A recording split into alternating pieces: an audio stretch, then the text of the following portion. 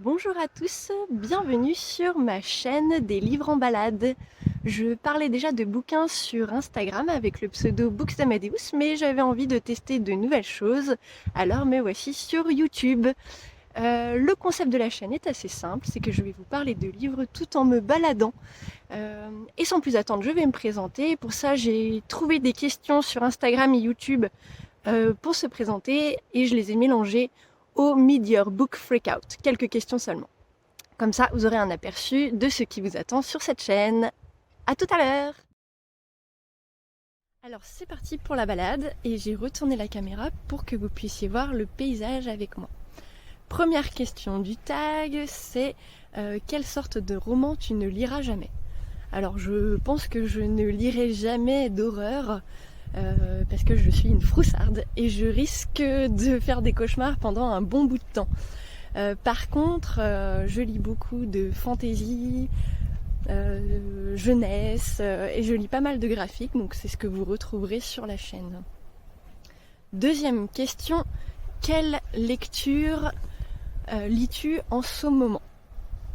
Je lis Dans l'ombre de Paris, le voici, de Morgan of Glencoe. Je suis au tout début, ça fait pas très longtemps que je l'ai commencé. C'est l'histoire de Yuri qui se retrouve à Paris. Elle a emprunté un train assez étrange, assez immense pour se retrouver à Paris et elle apprend qu'elle doit épouser le dauphin de la cour de Paris. Bon, elle n'est pas très contente et il va se passer des choses qui vont l'aider à s'échapper de ce destin auquel elle n'a pas envie d'adhérer. Question suivante. Quel livre t'a le plus surprise? Alors je dirais que c'est Lettres perdues de Jim Bishop. Je l'avais acheté parce qu'une copine de Booksta m'en avait parlé en me disant que ça ressemblait pas mal à du Miyazaki mélangé à du Petit Prince. Alors ça m'avait vachement étonnée et ça m'avait intriguée. J'avais rencontré l'auteur au festival Quai des Bulles, il m'avait fait une super dédicace. Et je m'attendais à pas grand chose, je trouvais les dessins sublimes et en fait j'ai adoré, j'ai trouvé ça très émouvant à plusieurs moments de la BD. J'ai notamment beaucoup aimé les thématiques du deuil, de l'émancipation et la façon dont l'illustrateur les met en illustration justement ces thématiques. Voilà, donc c'est une BD que je ne peux que vous conseiller. Hop, petit point de vue assez sympathique sur la mer. Je vais en profiter pour la prochaine question qui est quel est le moment le plus marquant de ta vie de lectrice? Alors je crois que c'est ma toute première dédicace. C'était avec Christelle Dabos. Bon, pas mal pour une première dédicace. J'avais lu le premier tome de La Passe Miroir, j'avais adoré, ça m'a un peu réconciliée avec la lecture. Et j'ai vu qu'elle venait dans ma ville, alors je suis allée faire la queue, une queue assez longue, pour finalement arriver devant elle et ne pas trop savoir quoi dire. Voilà, j'étais un petit peu gênée, mais c'est un moment qui m'a beaucoup marquée et aujourd'hui j'adore encore rencontrer les auteurs que j'adore. Cinquième question, le roman le plus long. Alors en termes de pages, je pense que le roman le plus long que j'ai pu lire, c'est Le Prieuré de l'Oranger avec ses 958 pages si je me trompe pas. Bon, je l'ai pas emmené en balade, je vous avoue, hein, parce que j'avais pas envie de trimballer ce gros pavé. Mais je l'ai pas trouvé long à lire, j'ai même beaucoup apprécié. Le plus long à lire, c'était Notre-Dame de Paris de Victor Hugo. Alors, je me souviens de descriptions à n'en plus finir, de chapitres longs. Et heureusement que je connaissais un peu l'histoire parce que je me suis accrochée. J'avais hâte de rencontrer les personnages que je connaissais de la comédie musicale. Et j'ai bien fait parce que j'ai adoré la fin, qui est bouleversante et que je n'ai pas oubliée parce qu'elle m'a marquée, je pense. Continuons avec la sixième question. L'endroit préféré pour lire. Alors mon endroit préféré pour lire, ce n'est pas en balade, alors que je vous fais une vidéo sur mes balades, c'est tout simplement mon canapé. Je le trouve ultra confortable, je peux lire des heures et des heures sans avoir mal à la nuque. C'est l'endroit parfait. Prochaine question, le dernier livre que tu as acheté. Attention, Lightfall, le tome 2. Je suis trop contente parce que c'est une sortie que j'attendais. J'avais adoré le premier tome et j'ai très hâte de lire ce second tome qui a l'air juste aussi formidable que le premier. Question suivante, la sortie que tu attends le plus avant la fin de cette année 2022? Eh bien, je crois que c'est le 3e tome de la BD Le Château des Animaux. J'avais adoré le premier, adoré le 2e tome, donc j'ai bien sûr très hâte de lire le 3e. Le Château des Animaux, c'est une réécriture de La Ferme des Animaux de George Orwell.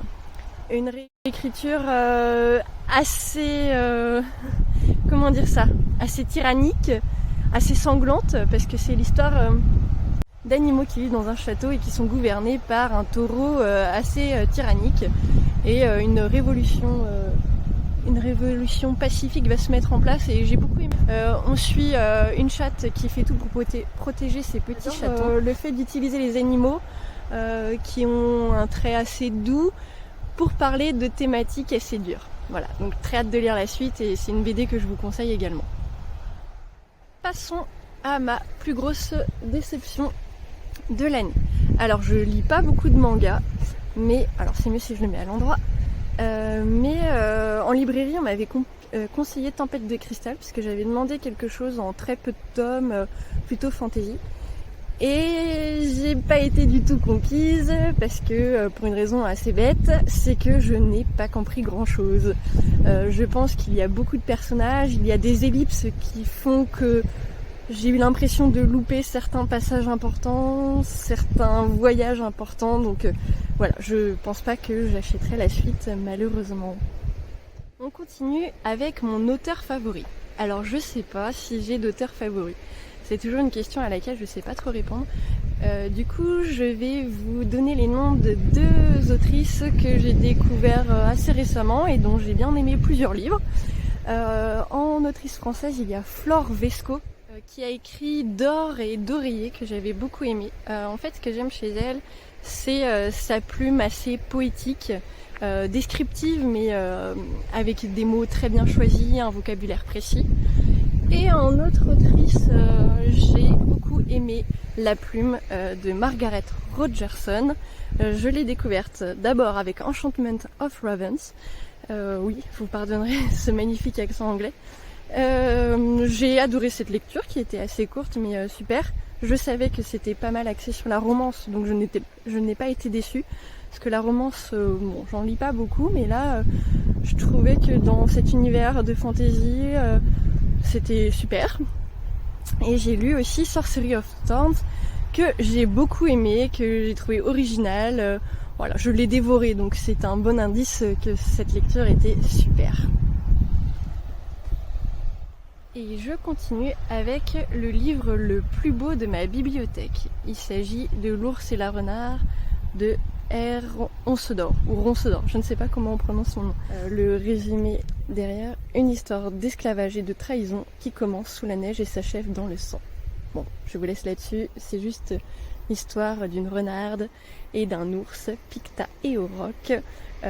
J'ai adoré, l'intérieur est aussi beau que l'extérieur. Non mais regardez la beauté de ce livre, avec les dorures, la tête de renarde. Le jaspage, magnifique. Waouh. Le travail est juste dingue. Donc là, c'est l'intégrale. Et vous avez même des illustrations que l'autrice a faites. Waouh, c'est juste magnifique. Voilà. Je vous montre pas tout. Et la 4e. Et le dos qui est aussi magnifique. On ne voit pas trop avec le soleil, mais vous voyez que ça brille. Donc dans les bibliothèques, c'est très sympa. Et enfin, le livre qui m'a le plus fait pleurer et qui est aussi ma meilleure lecture de cette année 2022, il s'agit de Mémoire de la forêt, que j'ai tout simplement adoré. Je pleurais énormément parce que la thématique m'a beaucoup touchée, la façon dont c'est abordé aussi. Ça parle de la maladie d'Alzheimer qui est gentiment appelée la maladie de l'oubli-tout, c'était très joli. J'ai appris beaucoup de choses sur cette maladie, sur les réactions d'une personne qui a cette maladie grâce à ce livre. On suit Archibald, le renard libraire qui va aider Ferdinand Taupe à retrouver des souvenirs. Voilà, c'est le gros coup de cœur, mais alors immense coup de cœur. Si vous avez l'occasion de le lire, allez-y. J'ai aimé donc cette thématique, l'amitié entre Archibald et Ferdinand, mais j'ai aussi aimé les sous-intrigues dans l'intrigue qui finissent par se résoudre à la fin. Voilà, c'est le scénario, l'histoire est ultra bien construite. Voilà, je ne peux que vous le conseiller et je trouvais que c'était un livre parfait pour finir cette vidéo. Mais avant de vraiment la conclure, je vous propose de faire un tour du paysage parce qu'on est arrivé à la destination. Voilà.